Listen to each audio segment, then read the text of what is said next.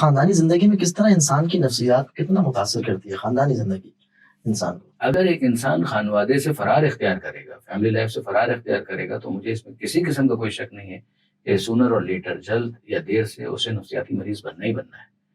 یعنی یقیناً family life کی اپنی ذمہ داریاں ہوتی ہیں، اس کی اپنی آبلیگیشنز ہوتی ہیں، اس سے میں انکار نہیں کر رہا ہوں.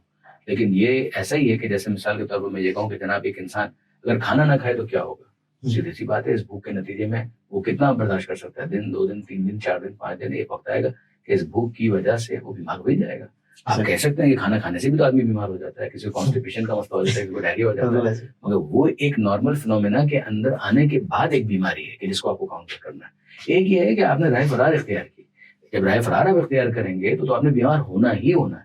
بالکل اسی طریقے سے اگر ایک انسان ہے وہ اپنی فیملی لائف کی تشکیل کے لیے بالکل ریلیکٹنٹ ہے، وہ کہتا ہے کہ نہیں جناب میں سنگل رہنا چاہتا ہوں، میں خاندان، یہ بیوی بچوں کے مسائل میں پڑھنا ہی نہیں چاہتا، یہ اس شخص کی طرح سے ہے کہ جس نے کہا مجھے کھانا کھانا ہی نہیں، مجھے پانی پینا ہی نہیں. وہ کہے کہ جناب پانی پینے والے بھی تو بیمار ہو جاتے ہیں. نہیں، آپ جو کر رہے ہیں اس کے اندر یہ ہے کہ آپ نے رائے فرار اختیار کی. اب جب آپ فیملی کو تشکیل دیں گے، فیملی کو کنسٹرکٹ کریں گے، اس ذمہ داری کی وجہ سے آپ کی زندگی کے اندر کچھ تبدیلیاں آئیں گی، کچھ چیزوں کا آپ تجربہ کریں گے، ایکسپیرینس کریں گے.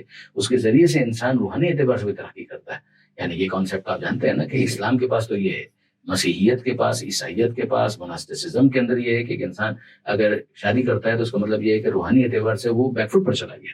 لیکن ایک اسلام تو یہ کہتا ہے کہ ایک انسان ایلیویٹ ہوتا ہے اگر وہ خاندان کی تشکیل کرتا ہے. تو یاد رکھیے گا بنیادی بات یہ ہے کہ ایک انسان جب خانوادے کی تشکیل کرتا ہے تو اس کے رزق میں بھی برکت آتی ہے، پروردگار عالم اس کو بہت ساری چیزوں سے نوازتا ہے. یعنی خود یہ احساس کتنا مسرور کرنے والا ہے کہ ایک انسان اپنی اولاد کو اپنی آنکھوں سے دیکھ رہا ہے، اپنے بچوں کو اپنی آنکھوں سے دیکھ رہا ہے، پھر اس کے پاس ایک شریک حیات موجود ہے کہ جو اس کی زندگی کا ساتھی ہے.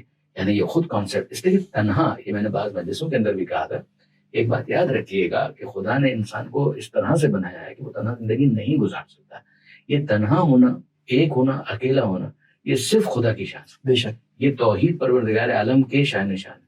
اگر کوئی یہ کہتا ہے نا کہ میں اکیلا رہنا چاہتا ہوں، اس کا مطلب یہ ہے کہ وہ خدا کی توحید کو چیلنج کر رہا ہے، اننوئنگلی، غیر دانستہ طور پر وہ خدا کی توحید کو چیلنج کر رہا ہے. وہ کہہ رہا ہے کہ نہیں وہ ایک ہے میں بھی ایک ہوں. نہیں، آپ ایک نہیں ہیں، آپ کو کسی نہ کسی شریک حیات، شریک غم، خوشی بانٹنے والے، غم بانٹنے والے کی ضرورت ہے کہ جو ایسا شریک حیات ہو کہ جو آپ کی زندگی کا ہر اعتبار سے شریک ہو، اور اس کے بغیر یہ زندگی آگے نہیں بڑھ سکتی.